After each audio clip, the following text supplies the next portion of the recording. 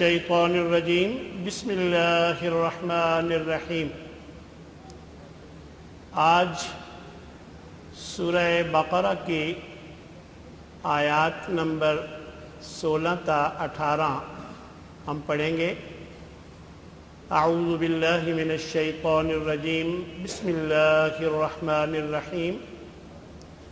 اولئک الذین اشتروا الضلالة بالہدی فما ربحت تجارتهم وما كانوا مهتدين مثلهم كمثل الذي استوقد نارا فلما أضاءت ما حوله ذهب الله بنورهم وتركهم في ظلمات لا يبصرون صم بكم عمي فهم لا يرجعون۔ ترجمہ قرآن کے ہم دو مختلف اسلوب اپنائیں گے۔ پہلا جو اسلوب ہے اس میں ہم ترجمہ قرآن بذریعہ علامات پڑھیں گے۔ اولئک یہ وہ لوگ ہیں۔ یہاں اولئک جو ہے یہ بات میں زور دینے کے لیے جب بھی اشارہ بعید استعمال ہوتا ہے اس بات میں زور پیدا ہو جاتا ہے، اور اس کے لیے عموماً کبھی ذالکا، کبھی تلکا، کبھی اولئکا، یہ تینوں الفاظ استعمال ہوتے ہیں اور یہ اشارہ بعید ہوتے ہیں، اور قرآن مجید میں آپ جہاں پر بھی انہیں دیکھیں عموماً یہ بات میں زور ڈالنے کے لیے ہوتے ہیں۔ ان کا اصل ترجمہ تو وہ، اس یا ان ہوتا ہے، لیکن عموماً ضرورتاً کبھی یہ اس یا ان بھی ترجمہ کر لیا جاتا ہے۔ یہ وہ لوگ ہیں الذین جنہوں نے اشتروا الضلالۃ خرید لیا سب نے الضلالۃ گمراہی کو۔ فعل کے بعد ایسا اسم جس کے آخر میں زبر ہو وہ اسم اس فعل کا مفعول ہوتا ہے کہ انہوں نے خرید لیا کسے؟ الضلالۃ گمراہی کو۔ یہ اشتروا اصل میں واو پر جزم تھی، یعنی واو ساکن تھی، جب اگلے لفظ سے ملانا پڑا تو اس کو پیش دے کر اگلے لفظ سے ملایا گیا ہے، تو اس لیے اشتروا الضلالۃ۔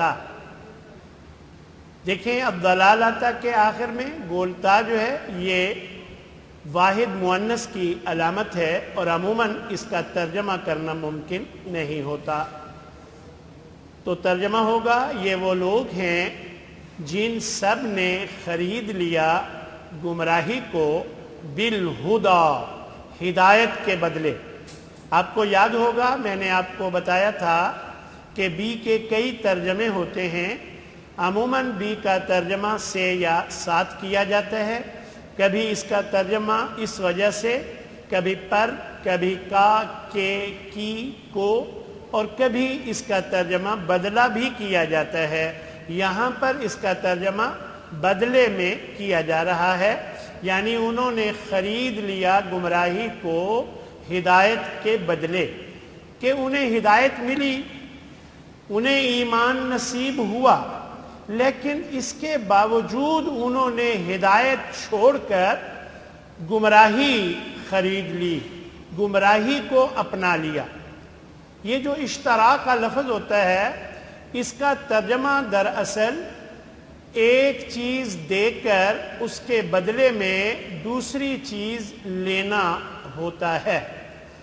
ایک چیز دینا اور اس کے بدلے میں دوسری چیز لینا، کیونکہ خریدنے کے لیے بھی یہی عمل ہوتا ہے اور بیچنے کے لیے بھی یہی عمل ہوتا ہے، اس وجہ سے پھر کبھی اس کا ترجمہ بیچنا بھی کیا جاتا ہے۔ عموماً اشتروا کا ترجمہ خریدنا ہی ہوتا ہے۔ فما ربحت تجارتهم پس نہ، فا پس ما نہ، فا کا ترجمہ کبھی پس، کبھی پھر، کبھی تو کیا جاتا ہے، اور اسی طرح ما کا ترجمہ کبھی جو، کبھی جس، کبھی نہیں، کبھی نہ، کبھی کیا کیا جاتا ہے۔ فما ربحت پس نہ نفع دیا یا نہ فائدہ پہنچایا تجارتہم ان کی تجارت نے. ربحت کے آخر میں تائے ساکنہ یہ واحد مؤنث کی علامت ہے اور عموماً اس کا ترجمہ کرنا ممکن نہیں ہوتا. تجارتہم ان کی تجارت یعنی ان کی اس تجارت نے انہیں کوئی فائدہ نہ پہنچایا. کون سی تجارت نے؟ کہ انہوں نے ہدایت دے کر گمراہی خرید لی. دیکھیں ایک عام اینٹ لے لے اور سونے کی اینٹ دے دے تو بھلا اس کو یہ تجارت کہاں نفع دے سکتی ہے؟ تو یہ ان کے پاس ایمان جیسی دولت تھی، وہ دے کر انہوں نے گمراہی خرید لی، تو یہ تجارت کہاں نفع دے سکتی ہے؟ تو یہ بات اللہ نے بیان فرمائی. پس نہ فائدہ پہنچایا نہ نفع دیا تجارتہم ان کی تجارت نے، وما کانوا مہتدین اور نہ وہ ہدایت پانے والے بنے. دیکھیں تجارتہم، یہاں ہم جو ہے یہ اسم کے آخر میں آیا ہے، تو جب بھی ہم اسم کے آخر میں آئے تو ترجمہ ان کا، ان کی، ان کے، اور کبھی اپنا، اپنی، اپنے کیا جاتا ہے. وما اور نہ، کانو تھے وہ سب. میں نے ابھی بتایا تھا کہ ماں کے کئی ترجمے ہوتے ہیں. ماں کا معنی کبھی جو، کبھی جس، کبھی نہیں، کبھی کیا ہوتا ہے. اور نہیں، کانو وہ سب تھے. یہ سب میں نے کس کا ترجمہ کیا؟ واو الف جمع مذکر کی علامت ہے. مہتدین سب ہدایت پانے والے. یہاں پر سب ترجمہ کس کا کیا گیا ہے؟ یا نون، یہ بھی جمع مذکر کی علامت ہوتی ہے. مثلہم ان کی مثال. کن کی مثال؟ منافقین کی بات ہو رہی ہے. منافقین کی مثال یہاں ہم اسم کے آخر میں آیا ہے تو اس کا ترجمہ ان کا، ان کی، ان کے، یا اپنا، اپنا، اپنی ہوتا ہے. تو یہاں ترجمہ ہو رہا ہے ان کی مثال یعنی ان منافقین کی. کمثل الذی اس شخص کی مثال کی طرح ہے.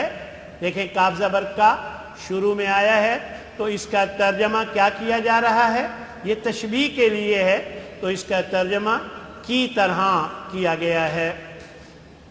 الذی جو، استوقد جب ملا کر پڑھیں گے الذی استوقد جو جلائے، نارن آگ یعنی جو آگ جلائے.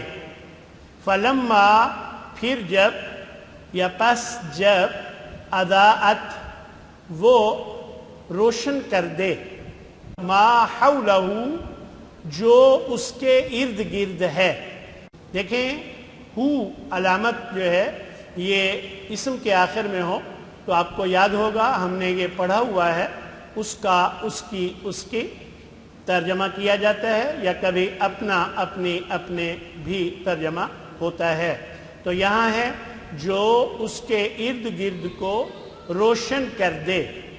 ذہب اللہ پھر کیا ہو کہ لے جائے اللہ بنورہم ان کی روشنی کو.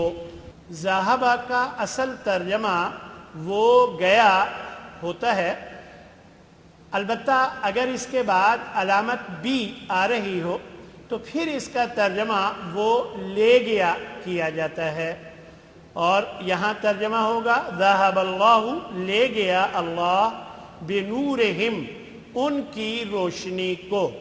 فعل کے بعد جب بھی ایسا اسم ہو جس کے آخر میں پیش ہو تو وہ اسم اس فعل کا فاعل ہوتا ہے.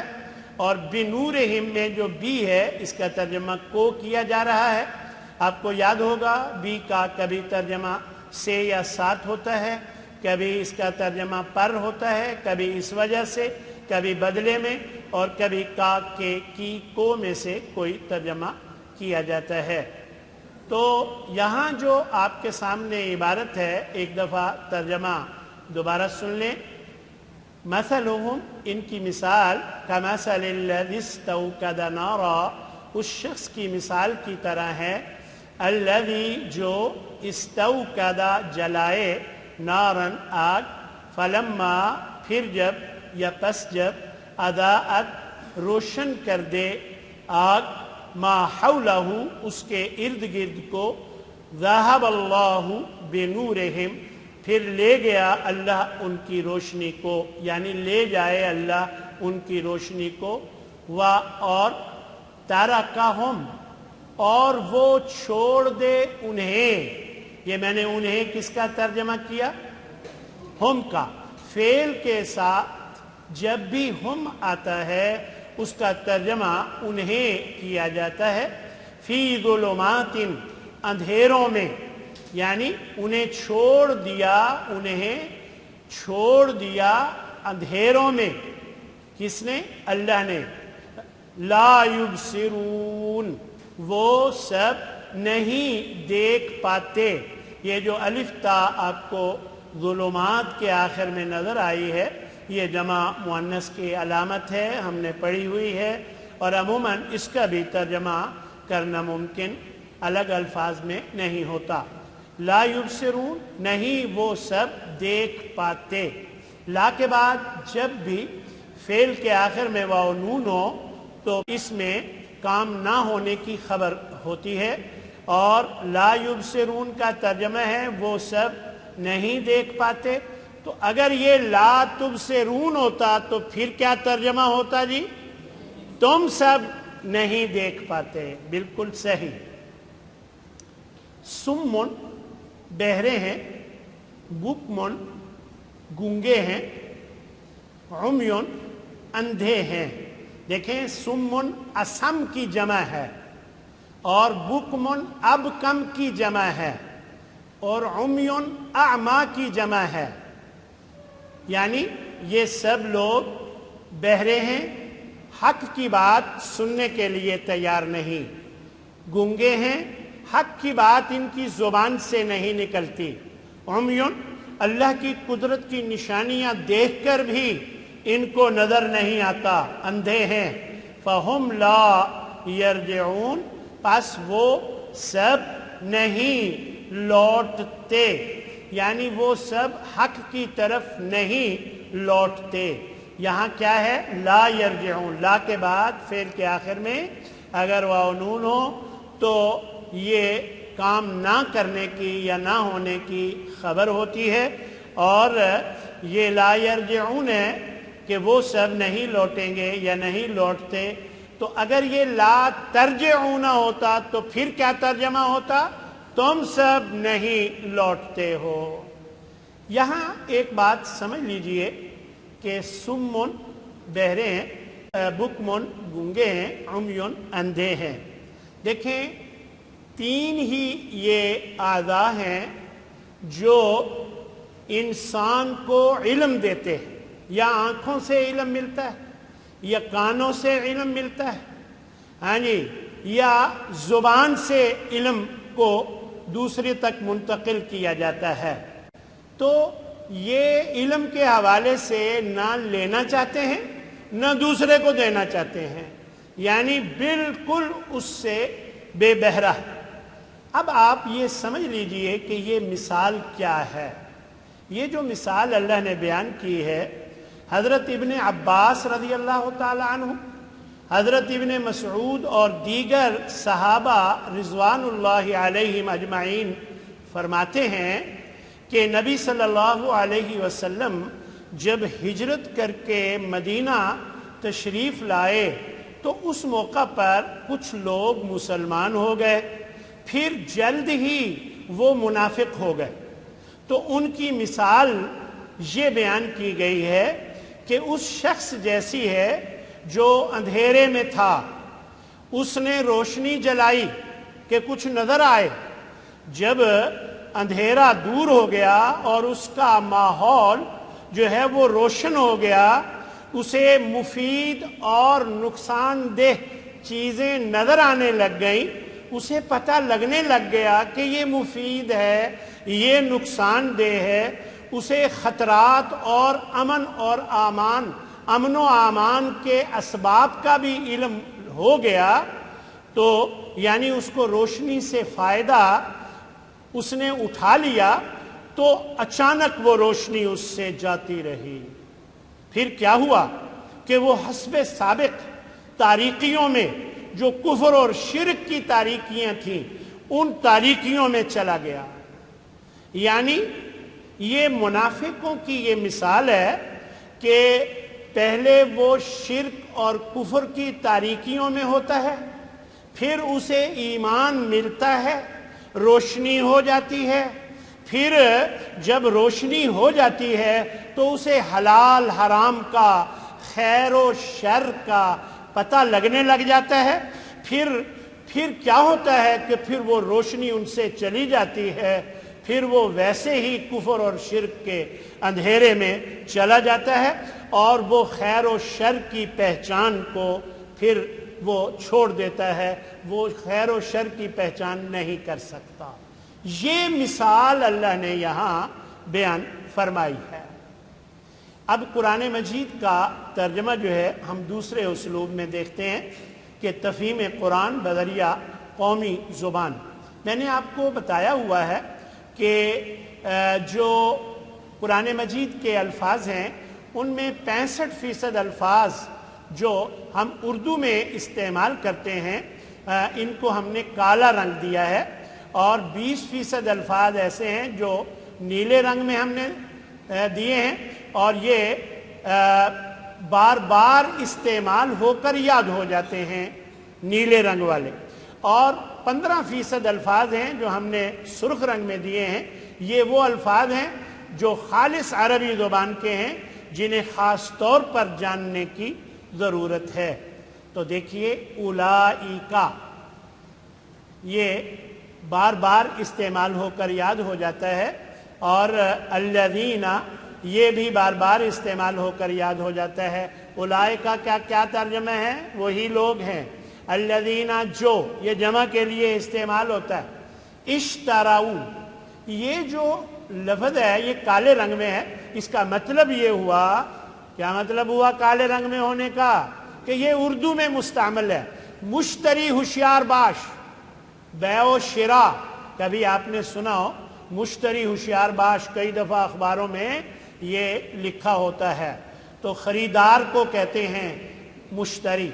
الضلالۃ گمراہی کو کہتے ہیں، یہ بھی اردو میں استعمال ہوتا ہے، یعنی ضلالت، گمراہی، ضلالت. تو بعض لوگ جو ہیں وہ سمجھتے ہیں کہ کہاں استعمال ہوتا ہے، دراصل ان کی اردو کمزور ہوتی ہے. آپ اردو ٹو اردو لغت اٹھا کے دیکھ لیں، آپ کو یہ لفظ ضرور وہاں مل جائے گا. جی بھی جو ہے یہ بار بار استعمال ہو کر یاد ہو جاتا ہے. اس کا ترجمہ یہاں بدلا ہے. اور الہدا ہدایت، ہادی برحق یہ اردو میں ہم استعمال کرتے ہیں. فما جو ہے یہ بھی بار بار استعمال ہو کر یاد ہو جائے گا کثرت استعمال سے ہی. کیا ترجمہ ہے اس کا؟ فما پس نہیں. ہاں جی. رابحت لو جی سرخ لفظ ہے، اور سرخ لفظ کا کیا مطلب ہے؟ کہ یہ نیا لفظ ہے، اسے اچھی طرح یاد فرما لیجئے.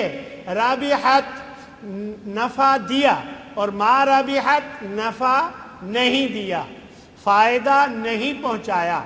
جی اور یہ پورے قرآن مجید میں ایک جگہ ہی یہ لفظ استعمال ہوا ہے. تجارتہم، بھئی آپ لوگ تجارت تو بہت کرتے ہیں، اور یہ لفظ بھی تاجر، تجارت، ہاں جی یہ ہم اردو میں استعمال کرتے ہیں. ہم 20% میں سے ہے، یعنی یہ نیلے رنگ میں ہے، تو اس طرح بار بار استعمال ہو کر یہ یاد ہو جاتا ہے. اور وا شان و شوقت، عفو و درگزر، رحم و کرم اور خوشی و مسرت بہت جگہ ہم استعمال کرتے ہیں.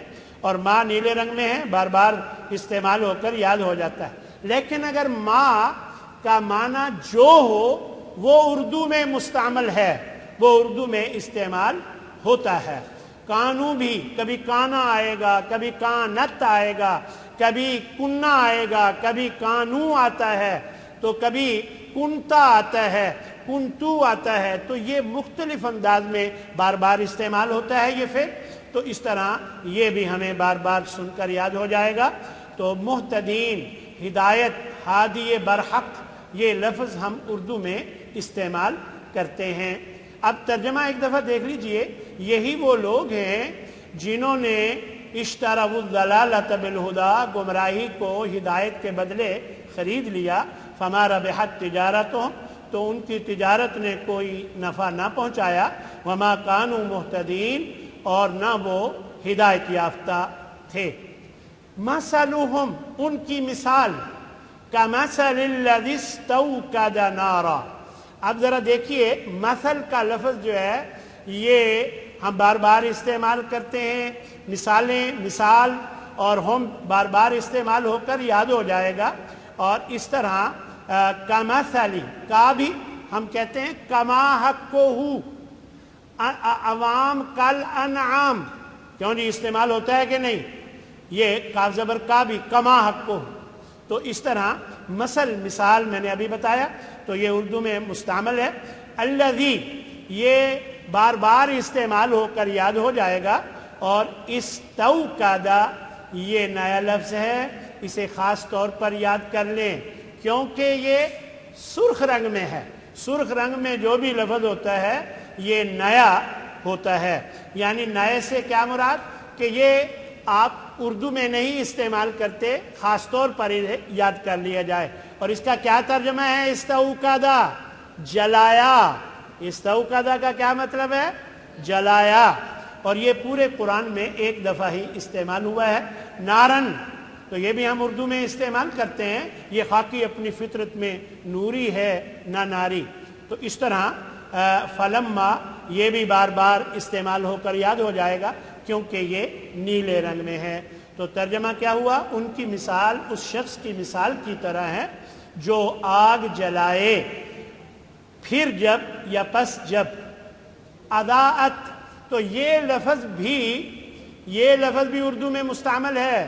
ضوء، ضیاء، ضیاء علم، علم کی روشنی کو کہتے ہیں، تو اضاءت اسی سے نکلا ہے، تو یہ ہم اردو میں استعمال کرتے ہیں۔